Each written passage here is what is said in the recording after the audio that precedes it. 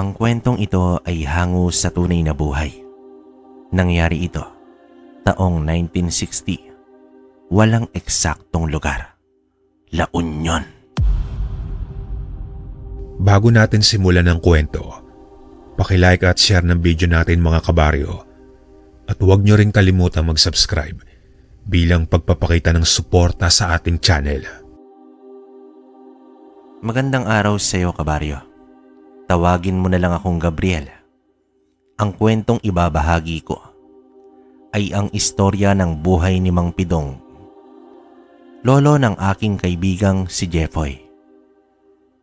Noong 1996 ay nakilala ko si Mang Pidong. Gawa nga ng ipinagamot ko ang aking anak na nabate. Itong si Jeffoy ay naging kaklase at kaibigan ko noong kolehiyo. Pinaospital ko na ang aking anak na si Fatima.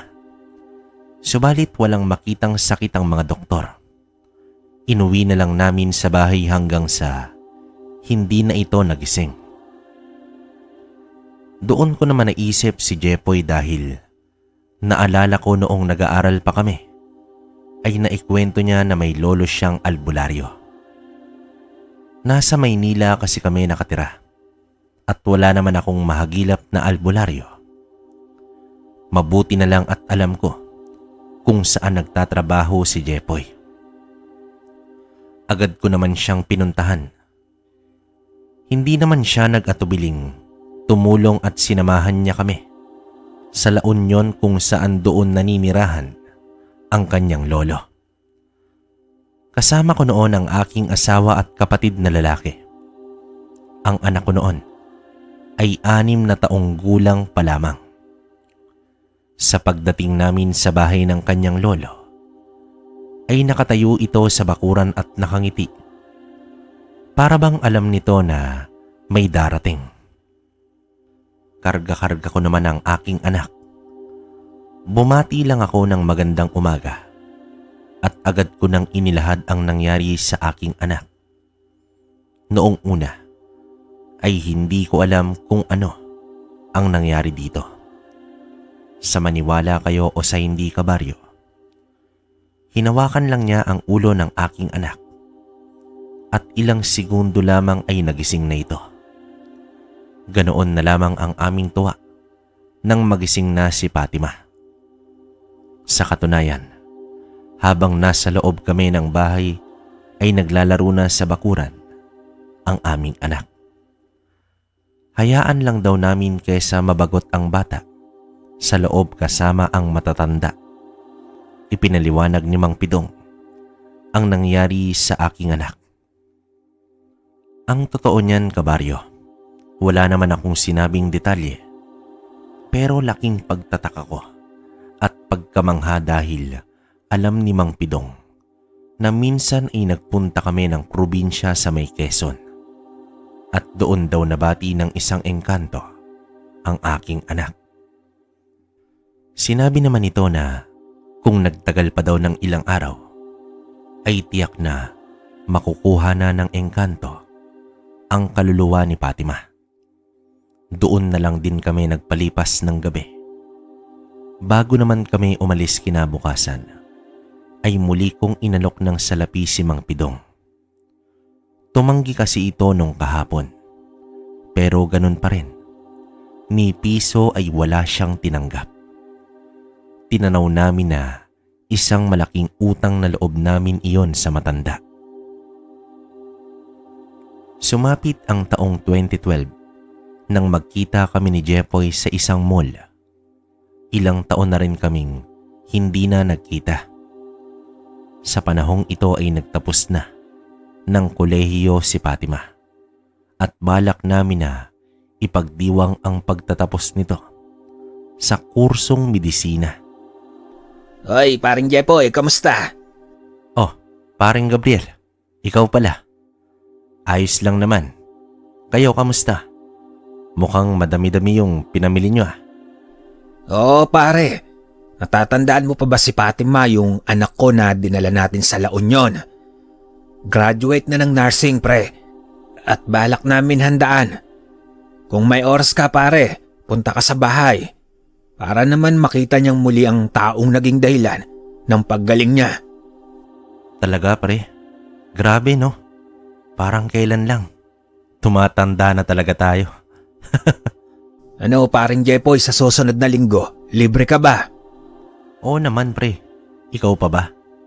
Saka kung pwede lang ba isama ko yung asawa ko? Isama mo na ang buong pamilya mo, walang problema. O sige pare, asahan mo, darating kami. Hanggang sa dumating na ang araw na ipinagdiwang namin ang pagtatapos ni Fatima.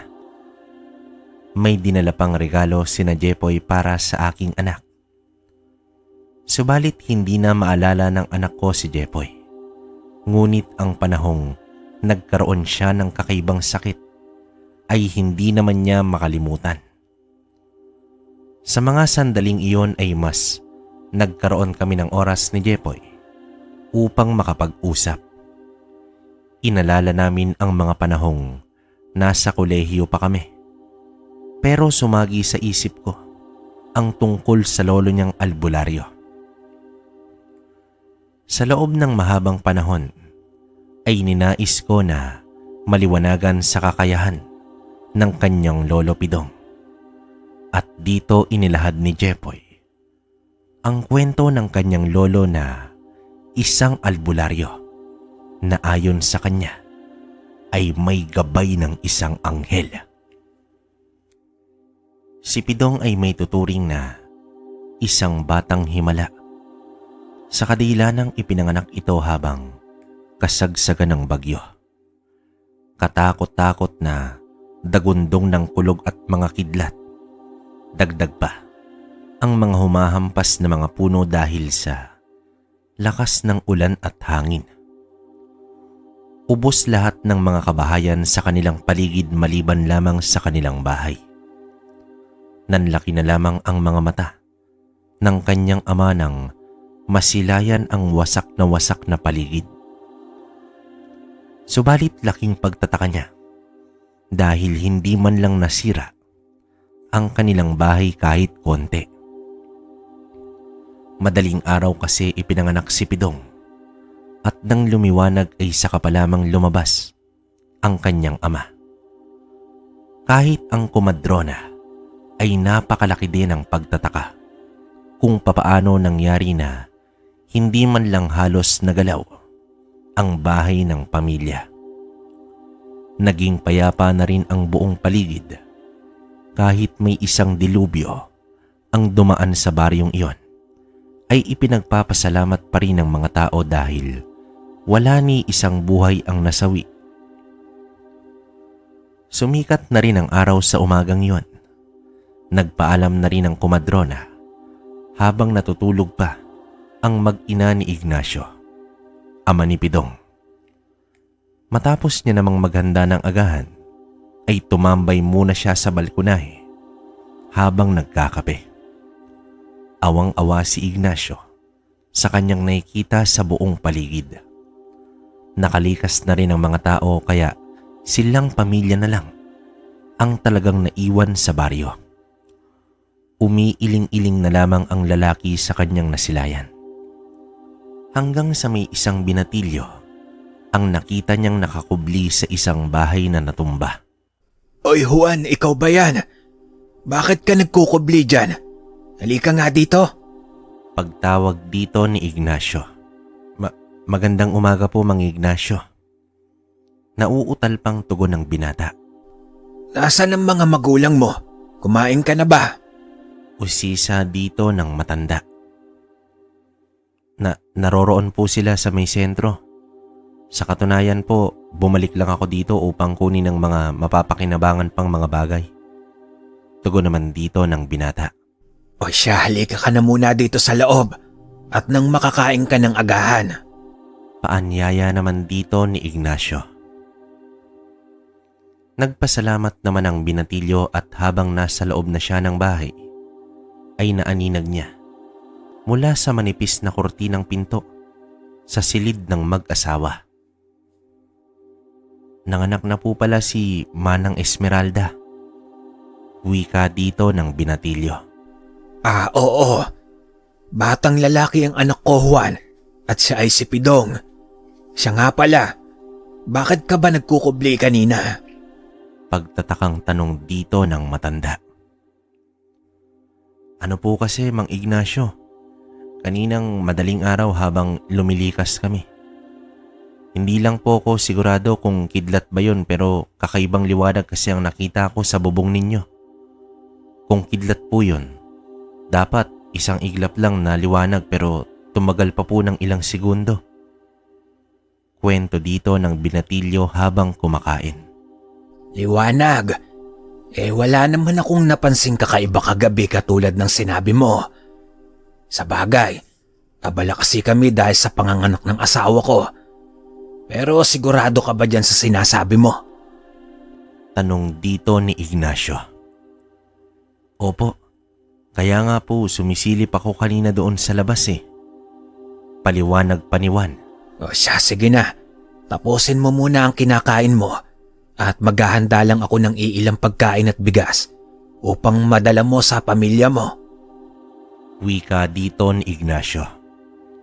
Nako, maraming salamat po Mang Ignacio. Tugon naman dito ng binatilyo.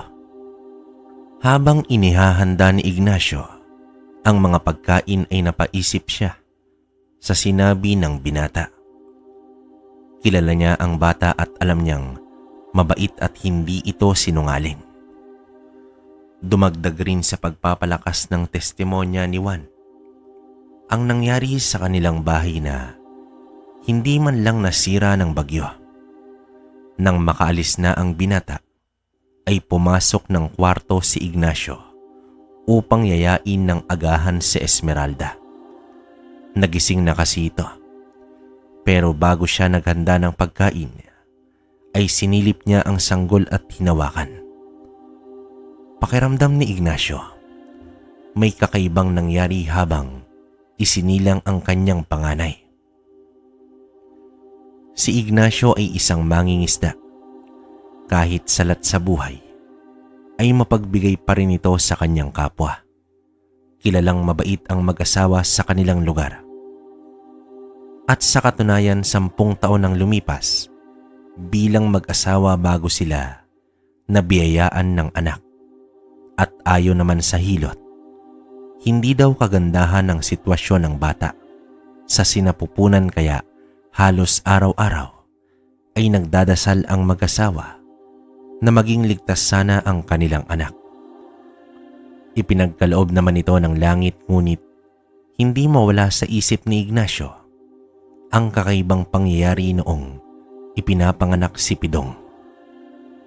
Ilang araw ang lumipas ay unti-unti nang nagsibalikan ang kanilang mga kapitbahay. At hindi maiwasan na pag-usapan ng mga ito kung bakit nanatiling nakatayo pa rin ang bahay nila. Kahit si Ignacio ay walang maibigay na paliwanag. Punong abala din talaga siya sa gabing yon. Nabaling naman ang atensyon ng mga tao sa kanilang anak. Natuwa ang mga ito dahil sa wakas, sa loob ng mahabang panahon, ay nabuo na ang pamilya ni Ignacio sa pagdating ng unang anak. Gayunpaman, lumipas pa ang ilang taon ay kinagigiliwan ng mga tao si Pidong. Para na siyang anak ng buong baryo. Tila swerte din ang bata sa mag-asawa dahil madalas napakarami na ng huling isda ni Ignacio. Hanggang sa edad ng 10 taon na si Pidong, dito nila nakita ang ginawa nito sa isang binata na nabiktima ng kulam. Isang araw, bumulaga sa taga-baryo ang balitang may binatang kinulam di umano. Sumasabay ang paglobo ng tiyan nito sa pagtaas at pagbaba ng tubig ng dagat. Bilang kapitbahay, ay nakiusisa naman si Ignacio kasama ang anak na si Pidong. Sa labas ng bahay, nag-uusap-usap sila kung papaano matutulungan ang binata. Lingid naman sa kaalaman ni Ignacio, ay pumuslit pala si Pidong papunta naman sa kwarto. Nakahiga na ang binata na mag-isa. Ganoon na lamang ang pagkagulat nila dahil lumabas ng bahay ang binata at tuwang-tuwa na. Ayon dito, pinagaling daw siya ni Pidong. Dinagsa naman ang katanungan si Pidong, lalong-lalo na sa mga magulang ng biktima. Subalit tumugon lamang ito na nais na daw niyang umuwi. Inintindi naman ng mga tao ang bata. Sa pag-uwi nila ay doon inusisa ni Ignacio ang kanyang anak. At ayon sa batang si Pidong, may bumulong daw sa kanyang boses at ginawa niya ang bagay alinsunod sa ibinulong sa kanya. Natahimik naman si Ignacio sa mga sinabi ng kanyang anak. Hindi nila malamang mag-asawa kung maniniwala ba sila sa kanilang anak, pero imposibleng magsisinungaling ang bata sa ganoong sitwasyon.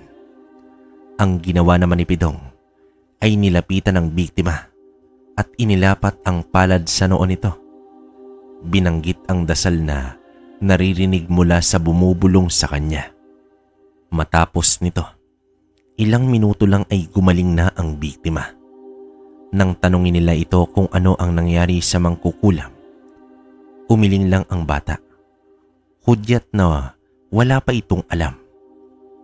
Makalipas ang ilang araw, ay binalot ng sindak ang mga taga-baryo.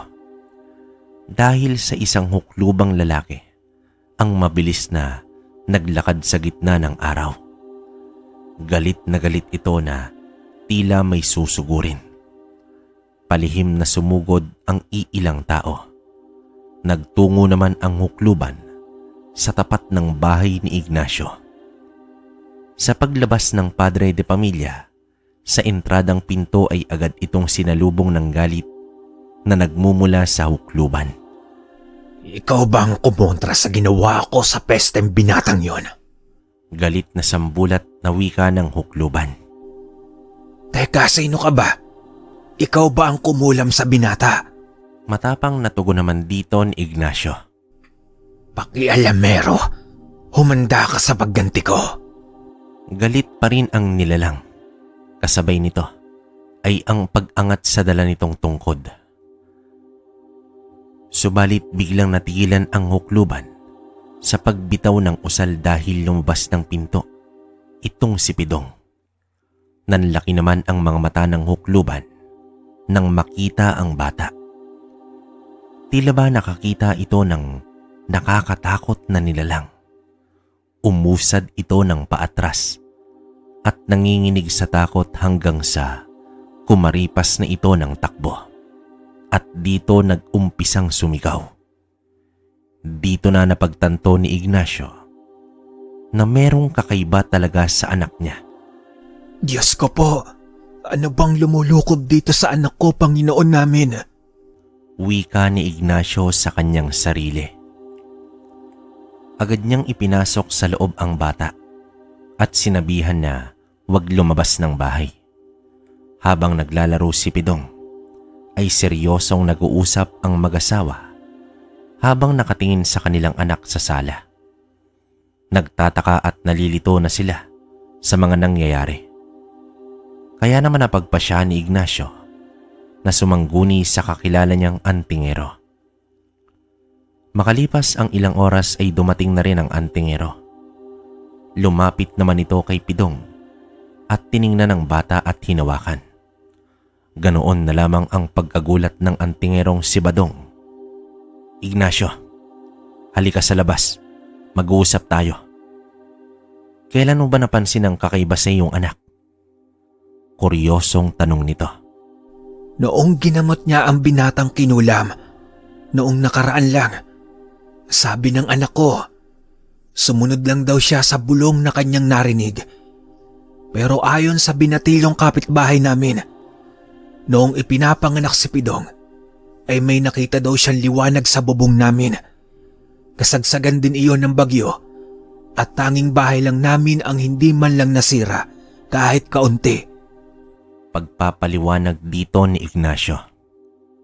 Sinasabi ko na nga ba, may isang napakalakas na nilalang ang nakalukob sa anak mo, Ignacio. Isang gabay at malakas ang pakiramdam ko na hindi lang ito basta gabay, kundi isa itong anghel. Paliwanag naman dito ng antingero. Anghel? Sigurado ka ba dyan sa sinasabi mo, Badong? Nauutal na wika dito ni Ignacio. Pinayuhan ni Badong ang ama ng bata na ingatan ang kanilang anak. Sa darating na mga panahon ay magiging lapitin daw ito ng mga tao dahil sa kakayahan nitong manggamot. Subalit may babala rin si Badong dahil hindi lang sa tao magiging lapitin si Pidong, kundi pati na rin sa mga nilalang ng dilim.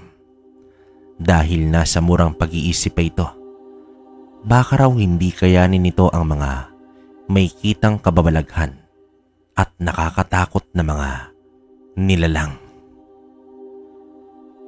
Gawa nga sa mga nalaman ni Ignacio, ay nakaramdam ito ng pangamba para sa kaligtasan ng kanyang anak.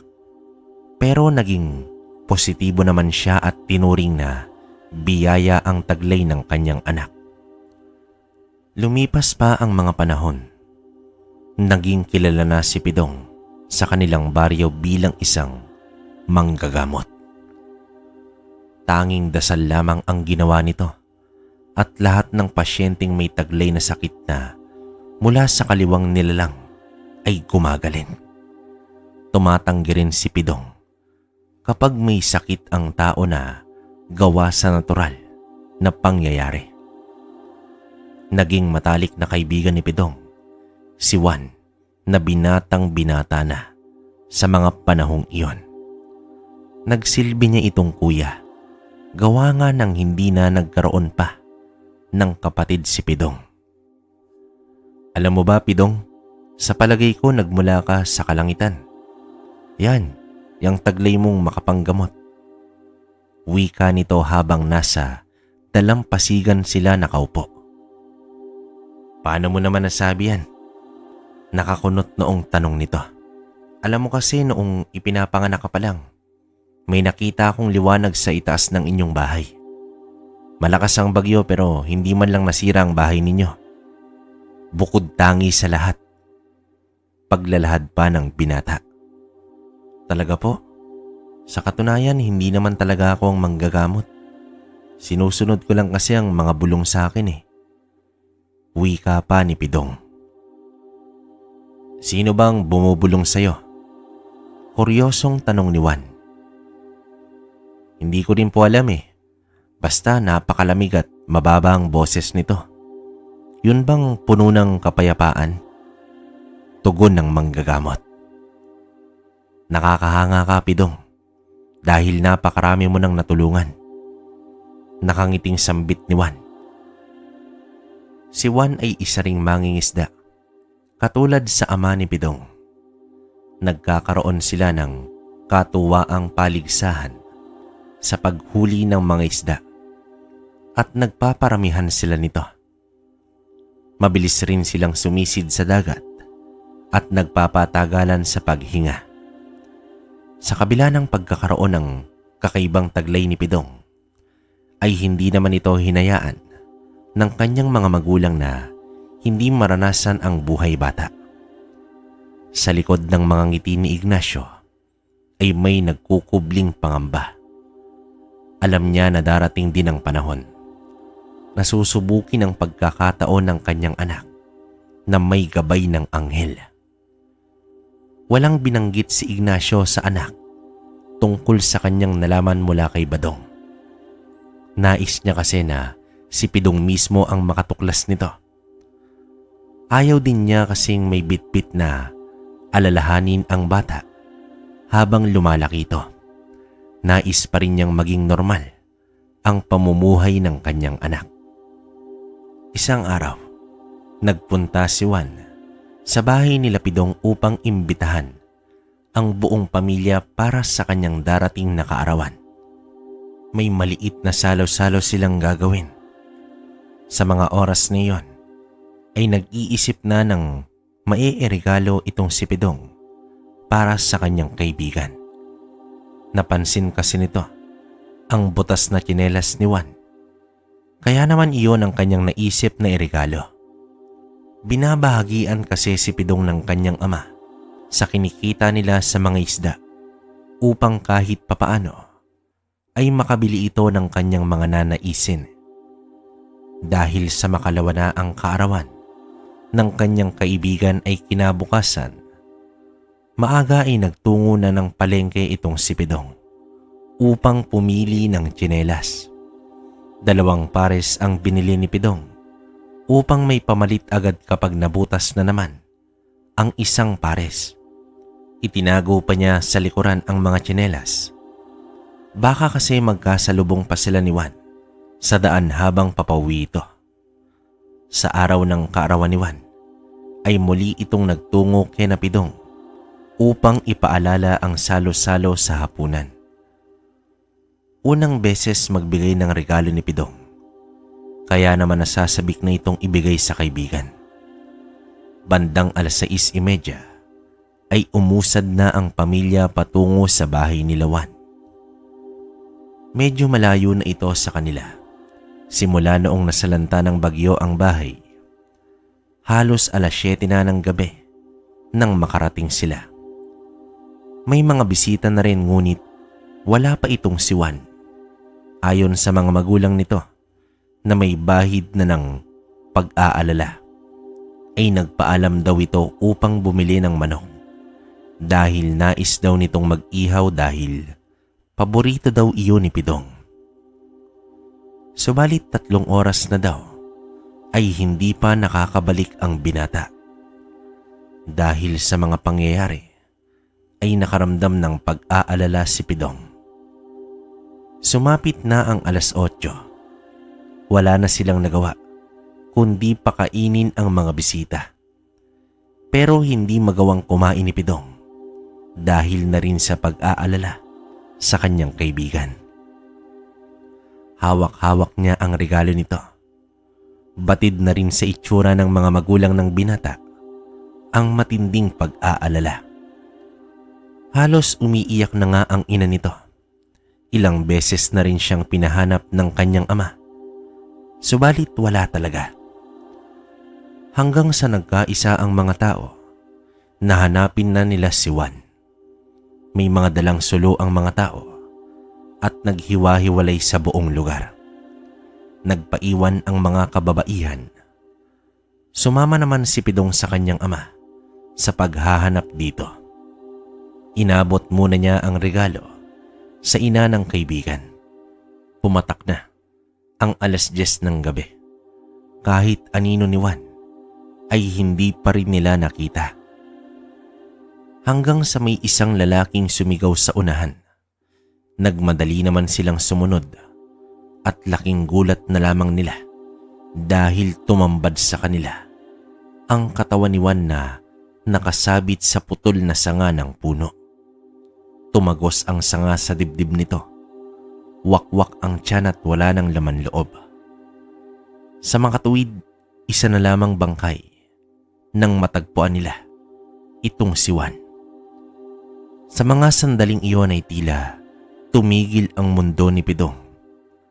Nanatiling nakatayo si Pidong habang mabilis na ibinaba ng mga tao ang bangkay nito.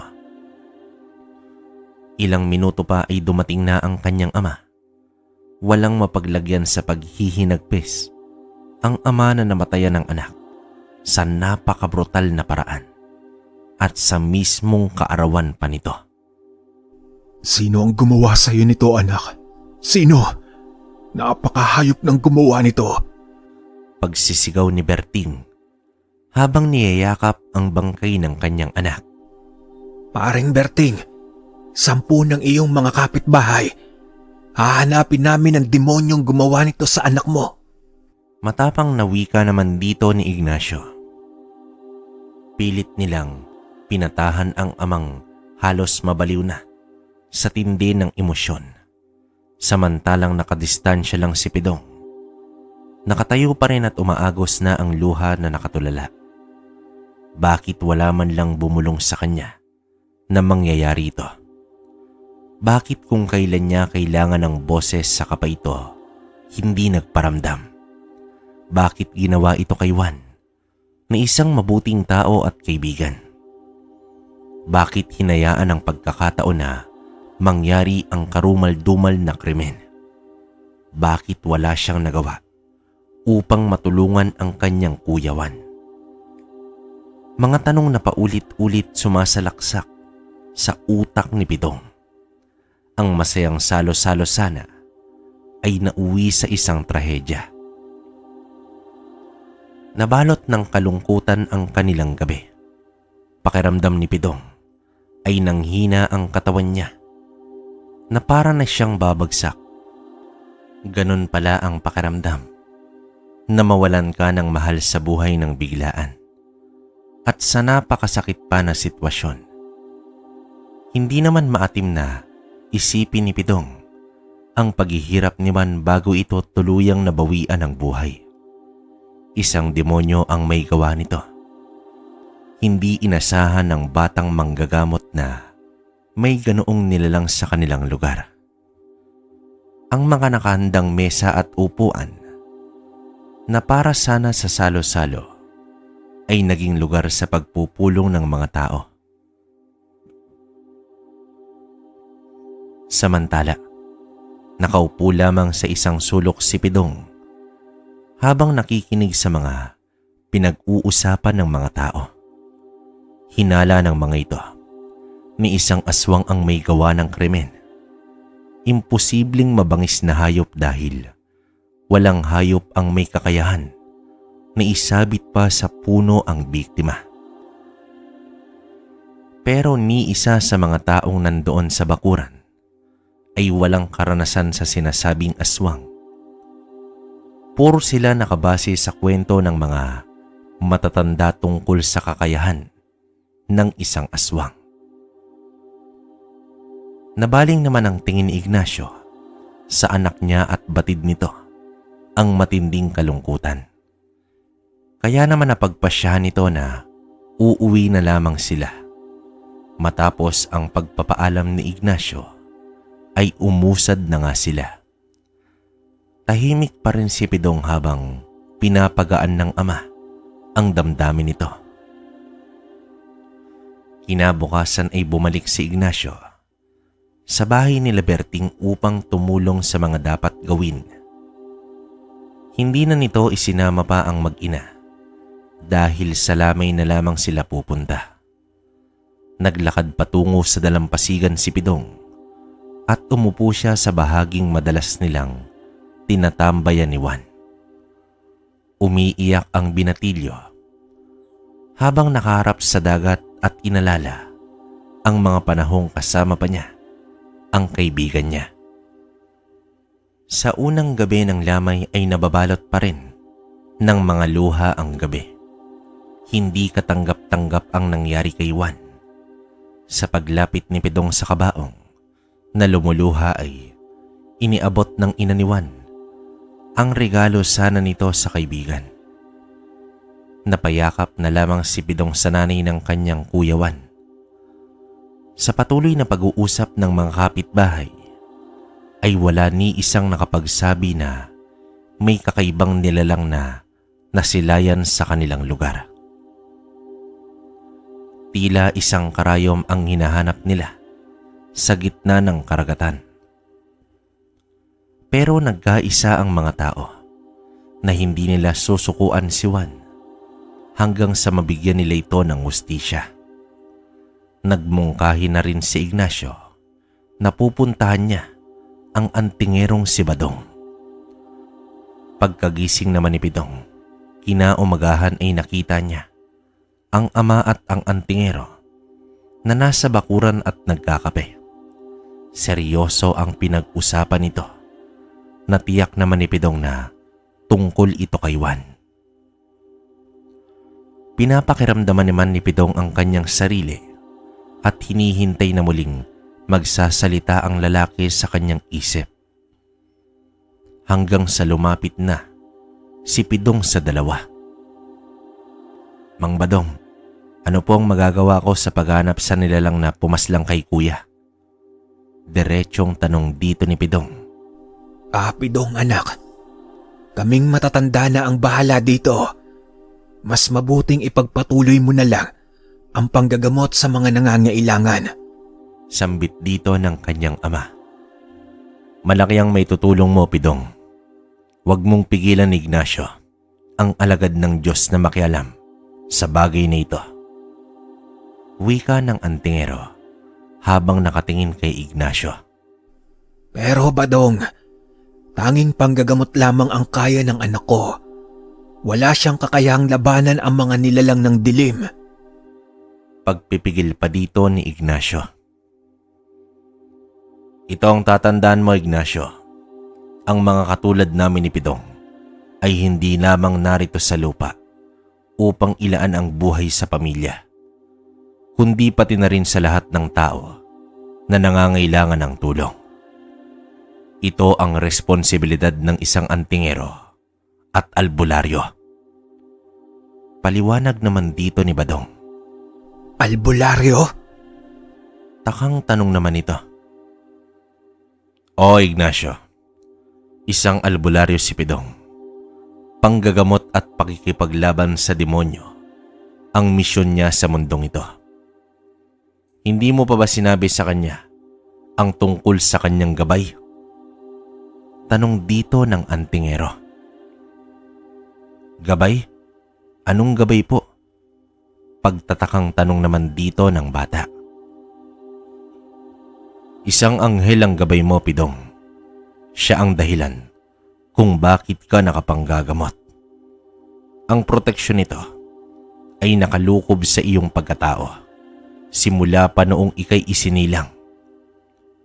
Paglalahad pa ni Badong.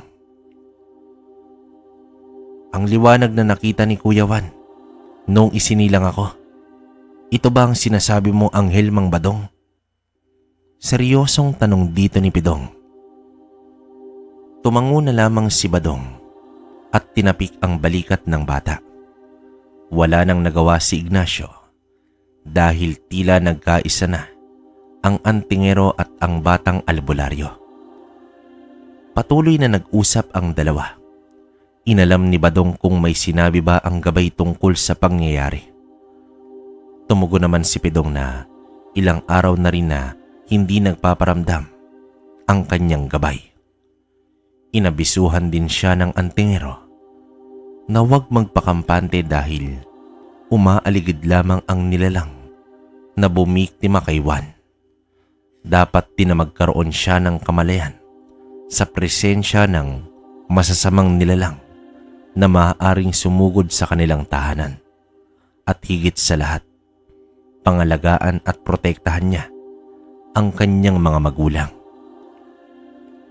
Mga bagay na tila naging pasanin para kay Pidong. Sa palagay niya, magtatapos na ang kanyang pagiging binatilyo at haharap na ito sa panibagong hamon ng kanyang buhay. Sa huling gabi ng lamay ni Juan, ay muling nakarinig si Pidong ng bulong na nagsasabing sa 10 oras ng gabi ay may darating na mga panauhin na nagdadala ng sumpa. Agad niya namang inabisuhan ang kanyang mga magulang patungkol dito. Tiyak ako anak na ang mga nilalang na sinasabi ng iyong gabay ay ang pumaslang kay Juan. Humanda sa akin ang mga iyan. Gigil na sambit dito ni Ignacio. Huwag ka munang magpadalos-dalos, Itay. Hintayin mo ang udyat ko kapag nagpakita ng mga nilalang na iyon. Paalala naman dito ni Pidong. Nakasukbit sa tagiliran ni Ignacio ang isang itak habang dala naman ni Esmeralda ang maliit na bayong na may laman na purong mga asin. Maraming tao na sa lugar ng lamay, nagsusugal, nagkakape at may nagkwekwentuhan. Kinausap ni Ignacio si Berting ng sarilinan at inilahad ang mangyayari sa gabing yon. Matapos ang pag-uusap ay inabisuhan ni Berting ang kanyang pamilya na pumasok muna sa may kwarto at huwag lalabas hanggat hindi nito sinasabi. Sa pagsipat ni Ignacio, sa mga bisita ay lahat kakilala niya. Kaya naman ipinakalat niya na ang mensahe ng palihim. Labis silang nag-iingat. Baka nasa paligid lang ang mga nilalang at nakikinig sa mga tao. Pagsapit ng 10:00 ng gabi ay may 3 panauhin na hindi inaasahan. Biglang uminit ang tenga ni Pidong at damang-dama niya ang napakasamang presensya ng 3 panauhin. Tumangu-tangu pa ang mga ito sa mga tao at bumabati pa. May 5 baitang nanghagdan paakyat sa bahay ni Berting at nang makaapak ang unang panauhin sa huling baitang ay pasimpleng sinabuyan ni Esmeralda ang paa nito ng asin dahilan upang mapaso ito at natumba sa mga nakasunod na kasama. Ang pangyayaring iyon ay hudyat ng lahat upang atakihin ang mga di kalalang panauhin. Agad tinaga ni Ignacio ang pangatlong bisita dahilan upang umangil ito at naitulak si Ignacio. Nagkasunod-sunod din ang pag-atake ng mga tao sa 3 bisita dahilan upang kumaripas ito ng takbo. Palabas ng bakod na sila subalit natigilan ng mga ito nang nakita nila na nakatayo ang batang albularyo sa labasan ng bakod. Gamit lamang ang iilang dahon ng niyog ay inihampas ito ni Pidong sa mga nilalang na iyon. Nagmistulang napakatalas na sandata ang mga dahon na agad tumapyas sa mga kamay ng nilalang. Pinagkumpulan agad ng mga tao ng palo ang mga bisitang nakabulagta sa lupa. Sumigaw naman si Pidong na ihinto na ang pag-atake. Sa hindi malamang dahilan ay lumuhod ang 3 sa harapan ng albularyo at labis itong nagmamakaawa na paalisin na lamang sila at nangako pa ito na hindi na babalik kahit kailan. Tapusin na natin ng mga demonyong iyan. Sigaw dito ni Berting. Sandali, Mang Berting. Hindi silang pumaslang kay Kuya Juan. Balak ng mga ito napalitan ng bangkay na nakaburol. Mariing wika dito ni Pidong. Papalitan ng mga bangkay. Mga balbal pala ang mga yan. Huwag, Mang Berting. Kailangan palayain natin sila. Teka, anong palayain? Tumabi naman si Pidong at malayang pinadaan ang mga balbal. Ngumisi at nagpasalamat pa ang mga ito. Agad tumakbo ng mabilis ang mga balbal subalit isang napakalakas na kidlat ang tumama sa 3 dahilan upang sumabog at masunog ang katawan ng mga ito. Palayain ang katawang lupa at ihatid sa impyerno ang mga kaluluwa. Sambit ni Pidong habang nagliliyab ang katawan ng mga balbal. Nagkaroon ng maikling katahimikan. Bakas sa mga tao ang pagkagulat sa nangyari. Laking pagtataka nila kung papaano nagkaroon ng kidlat samantalang napakaganda ng gabi at sobrang bilog ng buwan. Buong akala ko talaga, Pidong, ay patatakasin mo na ang mga aswang na yan. Nagpatuloy ang huling lamay na naging maayos at payapa. Pero naging alerto na ang mga tao at buo ang loob na ipagtanggol ang bangkay ni Juan. Kinabukasan ng hapon ay ang paghatid na sa huling hantungan ni Juan. Muling bumuhos ang emosyon, lalong-lalo na ang pamilya ng namayapa. Habang naghahagis ng mga bulaklak ang mga tao, sa kabaong ni Juan na nasa hukay na, ay ipinatong naman ni Pidong ang pinakaunang regalo sana nito kay Juan. Kuya, patawarin mo ko. Kung hindi man lang kita na ipagtanggol, ipinapangako ko sa'yo. na hindi ako titigil hanggat di kita nabibigyan ng katarungan. Mga huling pamamaalam ni Pidong habang bumubuhos ang luha. Isang napakalungkot na hapon ang namutawi sa lahat. Masakit man, pero kailangang tanggapin na tanging sa alaala na lamang ng lahat itong si Juan. Gayunpaman, naging porsigido pa si Pidong na alamin ang tungkol sa mga nilalang ng dilim sa tulong ni Badong. Pinag-aralan ng batang albularyo ang lahat. Itinuro din ni Badong ang mga halamang gamot na makakatulong sa kanyang panggagamot. Pidong, yung sa pakikipaglaban sa mga nilalang, tulad ng mangkukulam at mambabarang, sa espiritual na aspeto, wala akong alam. Paglalahad dito ni Badong. Huwag niyo na po yun intindihin, Mang Badong. Tiyak naman na tutulungan ako ng aking gabay, lalo na't kapag kailangan ko ng makipaglaban sa mga ganoong nilalang. Tugon naman dito ng binata. Isang buwan matapos ang libing ni Juan, ay may nabiktima na naman ang aswang. Isang babaeng buntis ang tinambangan sa daan. Natagpuan nitong nakabulagta at wakwak na ang tiyan. Wala na rin ang sanggol at mga laman loob. Dahil sa muling pag-atake ng nilalang, ay naglunsad ang mga tao ng samahan upang magronda at tumugis sa nasabing aswang. Pinamumunuan naman ito ni Berting dahil na rin sa kagustuhan niyang mabigyan ng ustisya. Ang anak ay nagbolontaryo na ito. Gabi-gabi ay walang patidang pagroronda nila ng salitan hanggang bukang liwayway. Gamit nila ay ang mga sulo at itak.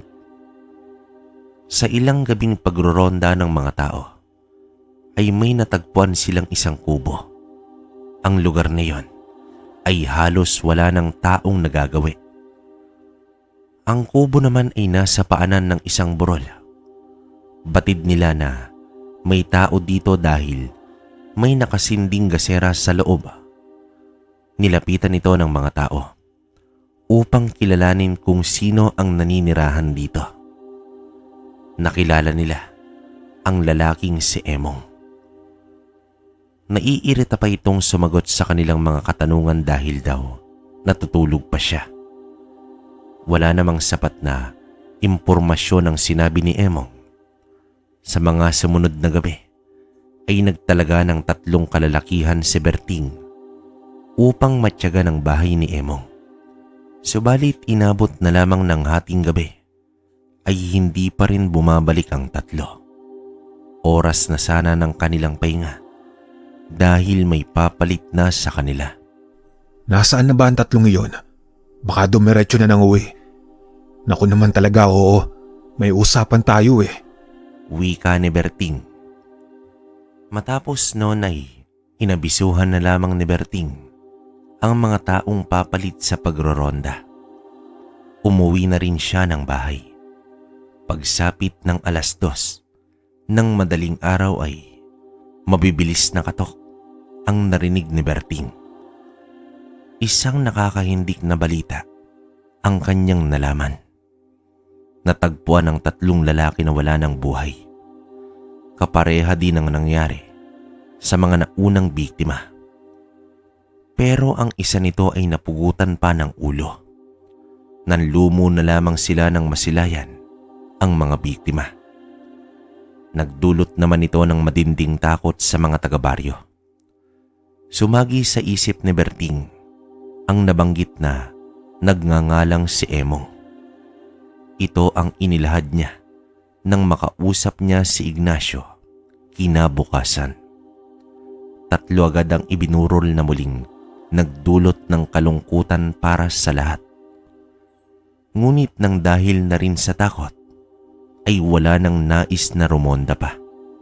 Maliban na lang sa iilan at kabilang si Ignacio sa porsigido pa rin na tumugis sa nilalang na iyon.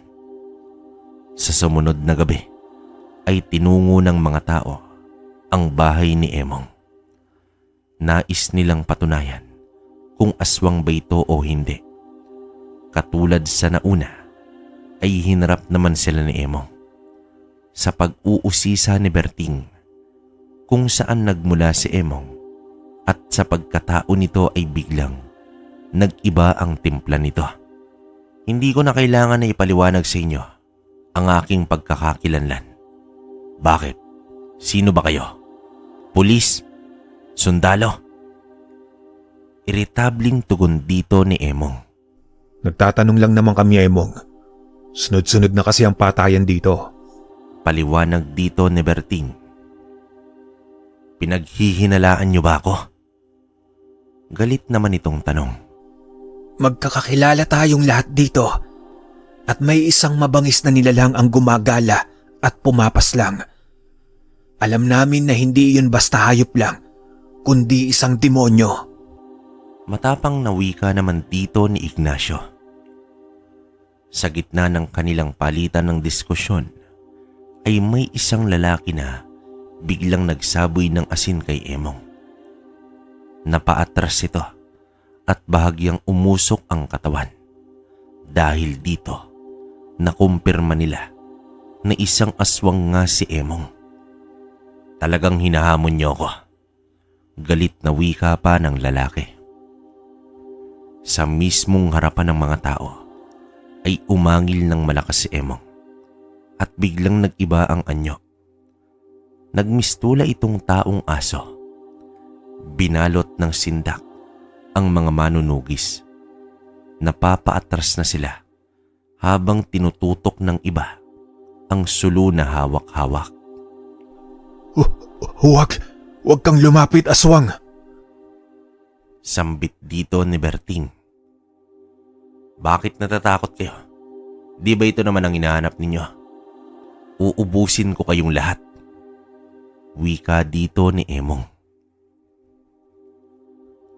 Bago pa man makasugod ang nilalang, ay natigilan ito dahil biglang nagliyab ang kanyang kubo. Sa paglingon ng aswang, ay nakatayo na si Badong sa gilid ng bahay ng aswang na nagliliyab na. Sa galit nito ay sinugod niya na ang antingero. Nagpangbuno naman ang dalawa. Lumapit na rin ang mga tao at sumubok na tumulong na. Sumigaw naman si Badong na huwag silang lumapit sa aswang na iyon. Naisip naman ni Ignacio na bumuo ng mga siga. Dali-dali namang silang kumuha ng mga tuyong dahon at mga sanga.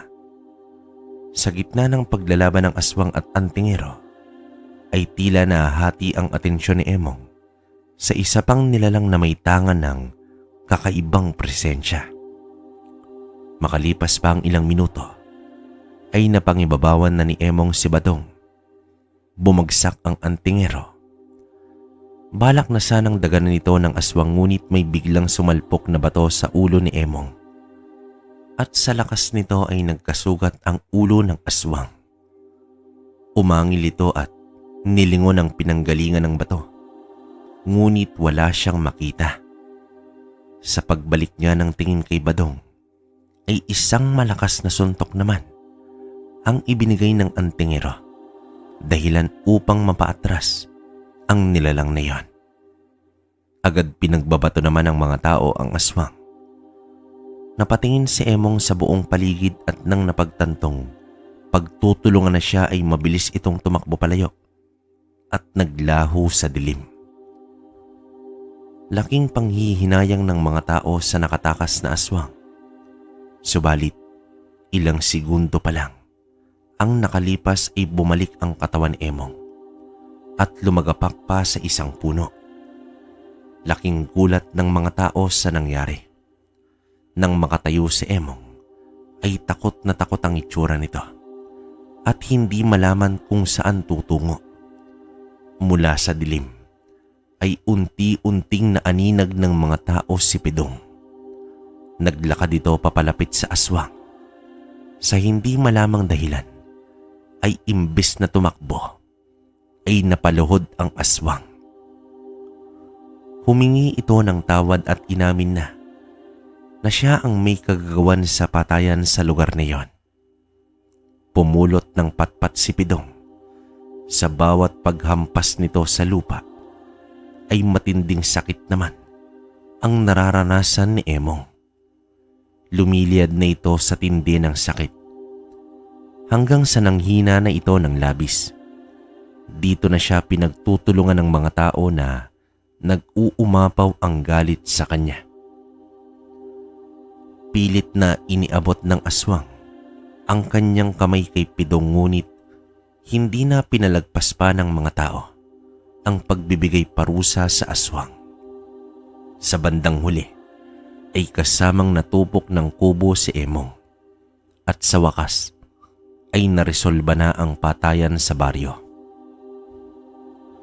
Lubos na nagpasalamat ang mga tao kay Pidong dahil naman sa ginawa nito.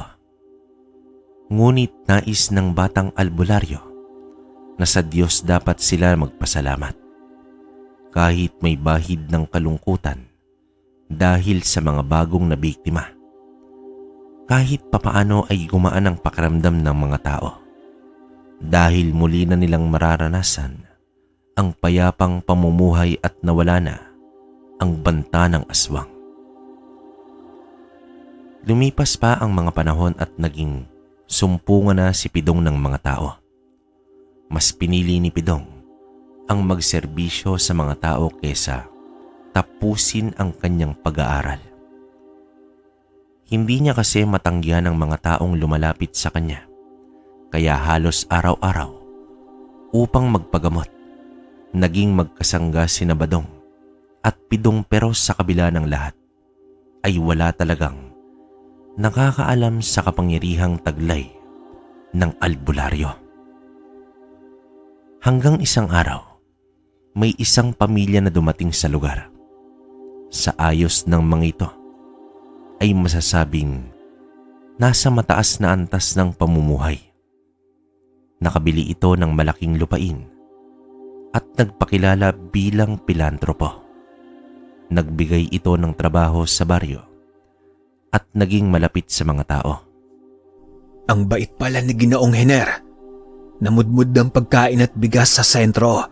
Marami tuloy ang natuwa. Mabuti naman at may kabaryo na tayong may pagtingin sa mga tao. Natutuwang sambit dito ni Ignacio.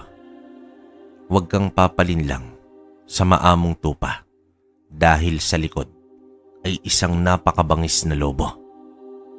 Wika naman dito ng albularyo. Anong ibig mong sabihin, Pidong anak? Pakitang tao lang ba ang ginagawa ni Hener? Takang tanong dito ng kanyang ama. Tay, malayo pa lang ang pamilya ng Hener na yan. Naaamoy ko na ang lahi nila. Tugon naman dito ni Pidong. Inilahad ni Pidong na noong ginagawa pa lamang ang malaking bahay ni Hener ay iba na talaga ang kanyang pakiramdam hanggang sa nakita niya na ito at ang buong pamilya. Direktang sinabi ni Pidong sa kanyang mga magulang na angkan ng mga aswang si Hener.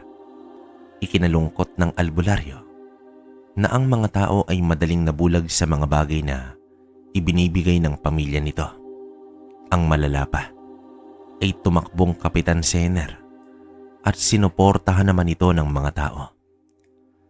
Sa mga panahong iyon ay wala pang ginawa si Pidong dahil wala pa namang ginawang mali si Hener. Bilang alagad ng Diyos, kahit pa ang demonyo ay hindi dapat husgahan kung wala naman itong ginagawang kasalanan. Tahimik lang na nakabantay si Pidong sa mga gawi ng pamilya na bagong salta. Maniwala man tayo o hindi, hindi lahat ng mga nilalang na may taglay ng kaliwa ay purong masasama. May mga iilan pa rin sa kanila na gumagawa ng kabutihan, kahit ito pa ay lahi ng mga aswang. Katulad ng may likha, lahat sa kanyang paningin ay pantay-pantay at iyon ang umiiral kay Pidong. Mga kabaryo, labis akong nagpapasalamat sa inyong suporta upang maluklok bilang ama ng baryong ito. Asahan ninyo, dahil sabay-sabay tayong uunlad. Bahagi ng talumpati ni Hener. Nagbuni naman ang mga taong walang kamalay-malay sa tunay na anyo ni Hener. Kinagabihan sa mismo ng araw na iyon, ay naghanda ng malaking piging si Hener at bukas ito para sa lahat. Nais ni Pidong na masigurong malinis ang inihanda nitong pagkain at nagpunta siya mismo sa bakuran ng malaking bahay kung saan naroroon ang napakaraming pagkain. Hanggang sa nagtagpo ang paningin ng aswang at ng albularyo. Animoy nagulat si Hener sa kanyang nakita. Nakadungaw lang ito mula naman sa terasa ng bahay. Dumampot ng pagkain si Pidong habang nananatili ang tinginan nilang dalawa. Ipinatong ng albularyo ang isang hiwa ng karne sa kanyang palad. Gawa nga ng kilala ng lahat si Pidong, ay nabaling ang atensyon ng lahat sa kanya at natahimik ang buong lugar. Bahagyang iniangat ni Pidong ang palad at laking gulat ng mga tao dahil ang karne ay unti-unting naaagnas dahilan upang hindi magkamayaw ang mga tao. Hinayaan lang kita, Hener, at ang pamilya mo dahil wala naman akong nakikitang masama sa ginagawa mo. Kahit noon pa man, alam ko na ang lahi mo. Pero ito pala ang malaking plano mo na sa isang gabi lang ay balak mo nang gawing kalahi mo ang aking mga kabaryo. Isa kang lapastangan. Matapang na wika dito ng albularyo.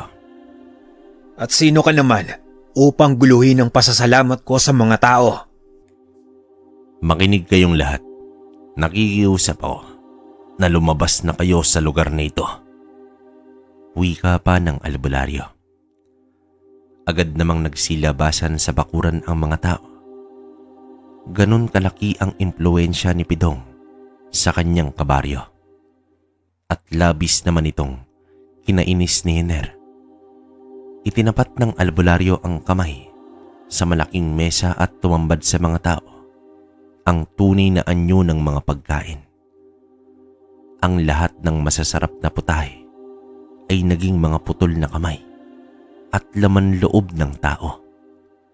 Bumalot ang kilabot sa mga tao at sa isang iglap ay nabago ang tingin ng mga ito sa pamilya ng mayamang si Hener. Anong uri ng nilalang ka?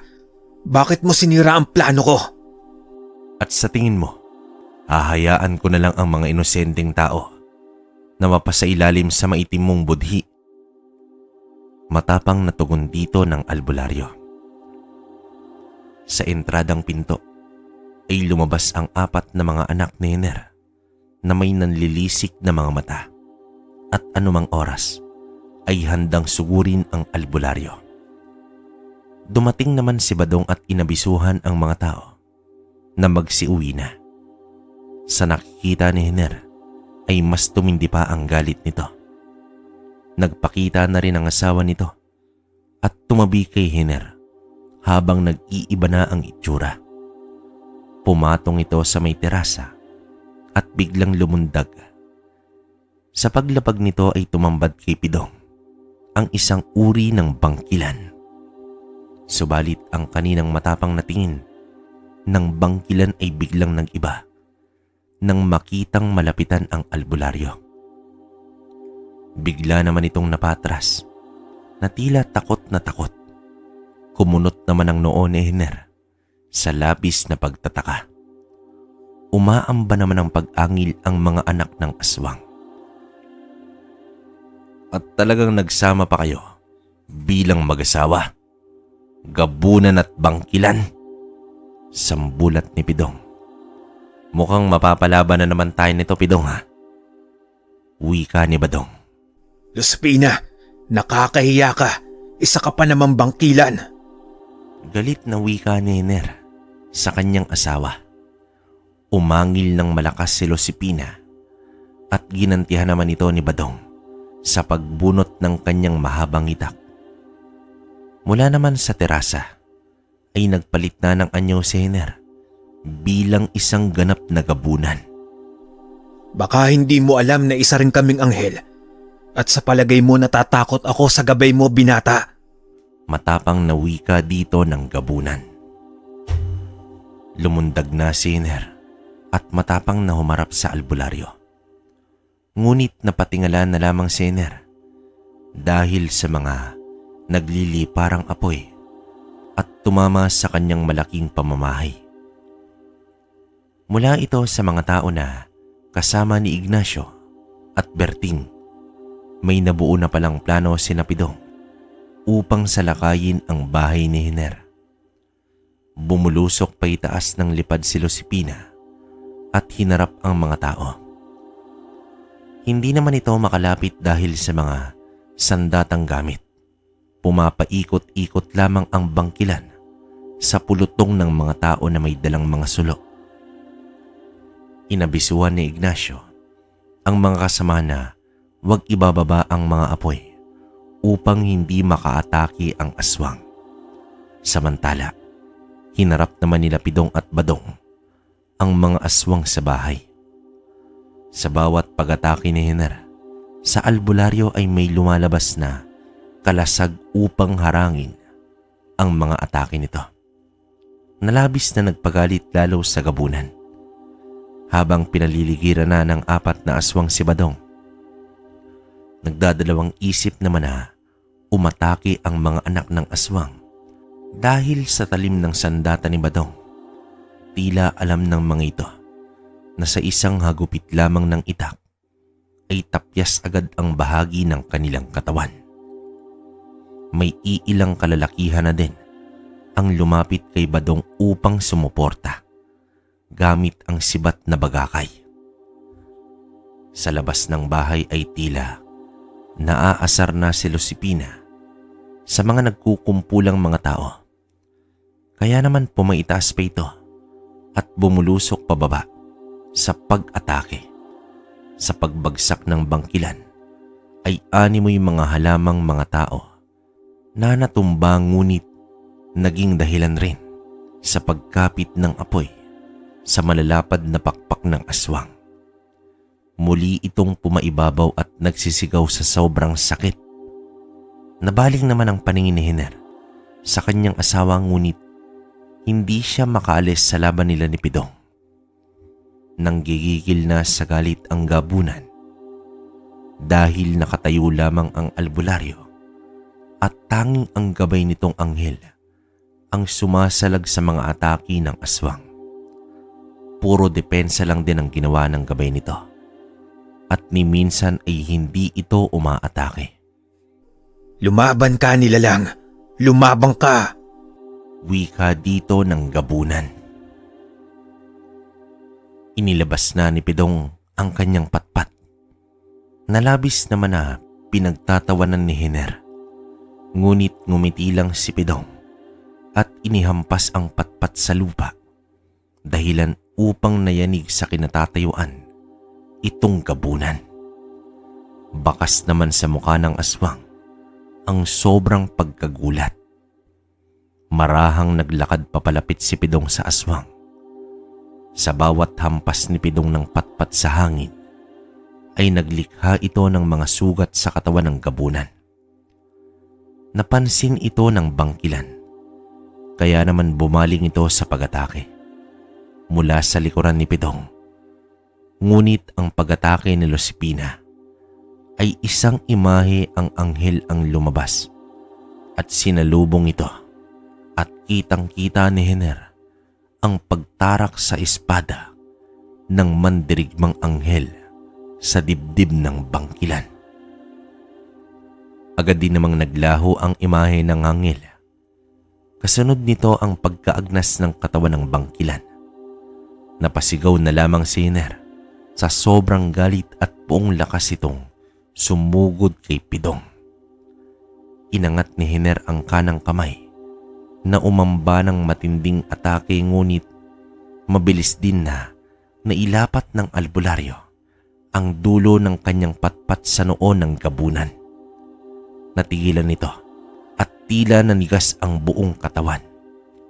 Hanggang sa tila may dumaloy na kuryente sa patpat na iyon dahilan sa pagkabutas ng noo ng gabunan at tumagos sa ulo. Nang makita ng mga anak ang nangyari sa kanilang magulang, ay umatras ito ngunit hinabol ni Badong kasama ang iilang kalalakihan. Doon sa loob mismo ng bahay nila, tinapos ang 4 na aswang. Nagkaroon ng napakalaking sunog dahil sa pagtupok ng malaking bahay ni Hiner.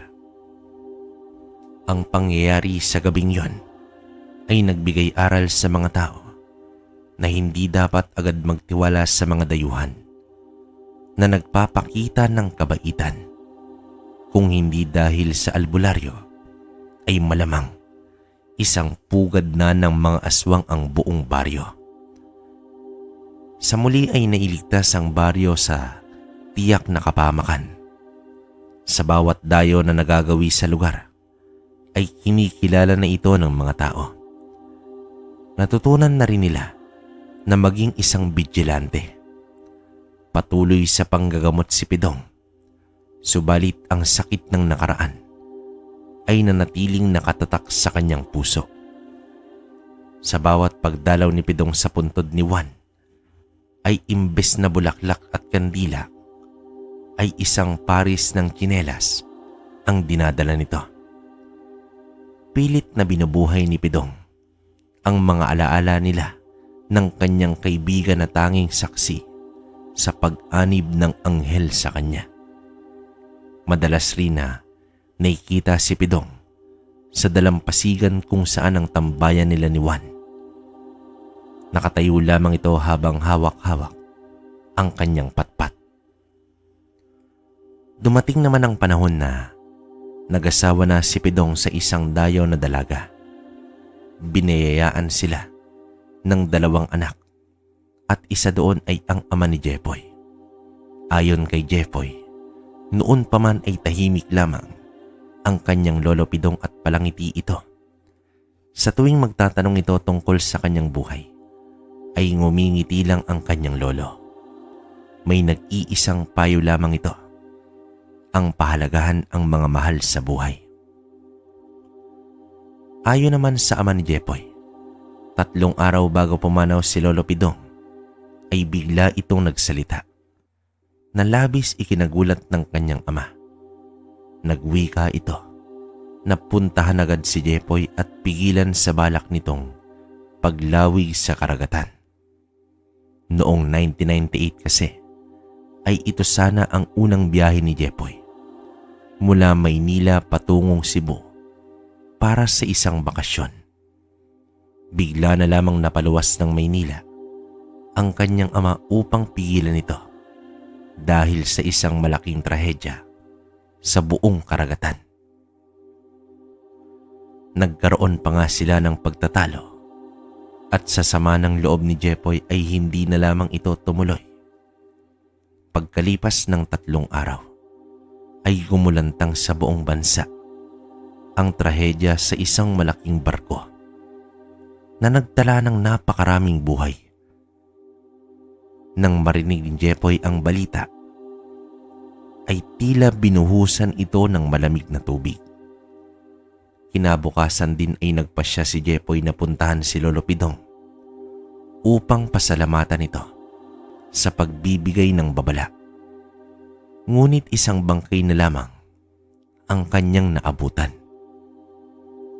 Sa laysay ng kanyang lola, ay 1 araw bago pumanaw si Lolo Pidong, ay nagpasalamat ito sa Diyos at inaya pa siyang magdasal dahil sa pagkakaligtas ng kanilang apo na si Jepoy. Ang magandang balita ay napalitan ng lungkot ng pagkagising ng lola niya. Ay isang malamig na bangkay na pala ang albularyo. Wala naman itong sakit o ano paman. May isang kapitbahay naman sila.